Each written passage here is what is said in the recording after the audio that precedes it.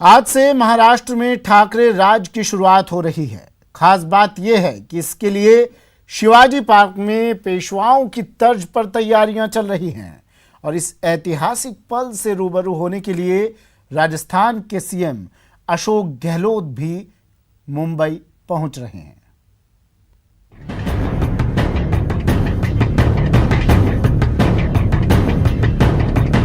महाराष्ट्र की सियासत में आज से ठाकरे राज की शुरुआत हो रही है। इस शुरुआत के लिए सियासत की बिसात पर शय और मात का लंबा खेल चला है। इस खेल में कई बार किंग और किंग मेकर के चेहरे बदले, लेकिन हर कोई जानता है कि महाराष्ट्र के इस खेल की आखिरी बाजी कांग्रेस के पास थी और उसी की हामी की वजह से शिवाजी पार्क में उद्धव ठाकरे के लिए पेशवाओं की तर्ज पर शनिवार वाड़ा जैसा मंच बनाया गया है।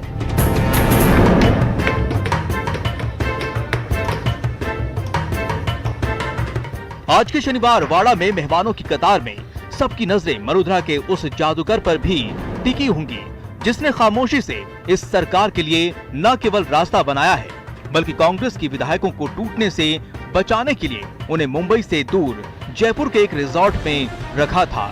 साथ ही साथ वो कांग्रेस के एक एक विधायक को ये समझाने में सफल हुए कि अगर कांग्रेस को फिर एक बार पटरी पर लाना है तो ये जरूरी है महाराष्ट्र की सत्ता में उनकी भी भागीदारी तय हो। विधायकों के साथ साथ अशोक गहलोत कांग्रेस अध्यक्ष सोनिया गांधी और तमाम नेताओं के बीच पुल का भी काम करते रहे। साथ ही साथ बीच बीच में बीजेपी पर भी हमला बोलते रहे। एक बार को जो देवेंद्र फडणवीस ने सीएम पद की शपथ लेकर सबको चौंका दिया था, तब भी उन्होंने कोशिश नहीं छोड़ी और उन्हीं कोशिशों का नतीजा है कि शनिवार वाड़ा की ये तस्वीरें आज मुकम्मल हो रही है।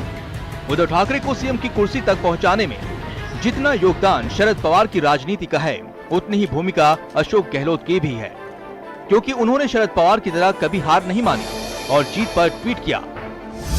ये उन सभी के लिए सबक है जो लोकतांत्रिक मूल्यों को तोड़ मरोड़ कर अपना वर्चस्व कायम करना चाहते हैं। अपनी जीत पर हल्की सी मुस्कुराहट और सधे शब्दों में विपक्ष पर वार करना सीएम गहलोत की खासियत है और यही वजह है कि 105 सीट पाकर सबसे बड़ी पार्टी बनने वाली बीजेपी जब सत्ता की रेस से पूरी तरह बाहर हो गई तो सीएम गहलोत ने ये तस्वीर शेयर कर ट्वीट किया।